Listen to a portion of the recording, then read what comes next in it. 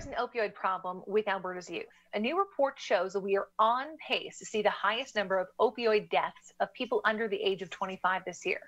Jessica Holtsbaum from Moms Stop the Harm joins me to talk about the issue. Jessica, what is your group seeing when it comes to these deaths and drug use with young people?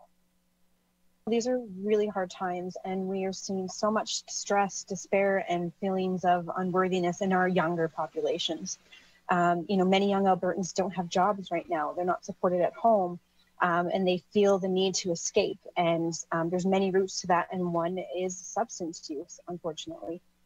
And it's kind of shocking, I think, to some of us to think that people under 25, and then we really think about even kids under 20, turning to opioids of all things when it comes to their struggles. It's really scary and really disheartening. And, I think it just speaks to how much more support we need for our youth's mental health. There's just so much more that we need to do to bring these people back into the fold of society and make them feel like they're just as worthy as everybody else. You talk about prevention. Is education a key component, considering we're talking about young people? I do feel strongly that our young people need to be better educated about drugs and drug use, and particularly opioids.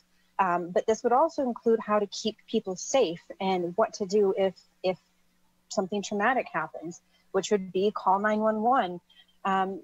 People are going to use drugs, and they have since the dawn of time. So pretending that if the world just gets rid of illicit drugs, the problems of addiction will go away.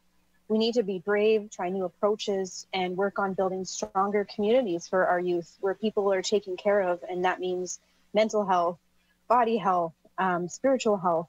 And drug use is often a symptom of something else that's going on in someone's life. So we need to focus on that as well. We are talking a lot about supervised consumption sites in Alberta. So there is a focus on opioid use and prevention. But what do we need for our young people when it comes to this? I feel Alberta's young adults need safe places to connect with support, to connect with people who have gone through perhaps similar situations, similar things that they have. Places that are completely free of judgment and that are willing to work with you regardless if you're currently using something or not. That's a really, really important step. A lot of places will only accept people if they have been detoxed or substance-free for a few weeks, and for some people that's not a possibility. It's just not an option for them. I think, as I've said before, biggest thing is people need to feel supported where they're at. People need jobs, and people need, particularly our youth, need to know that there's better days ahead. When I hear you talk about that, support where they are, I think you're also talking a lot about getting rid of judgment of people who have addictions. How important is that? Stigma is definitely one of the things that is contributing to this high rate of deaths we're seeing across the country. Because people, when you stigmatize people, again, they don't feel worthy. They feel bad about themselves. They don't want to reach out for help because sometimes they don't think that they're worth it. And they hide. I mean, that's one of the biggest things. Many opioid overdose are people that were using by themselves at home because they don't want family, friends to know what's going on with them, so they don't reach out. And unfortunately, so many people have died that way.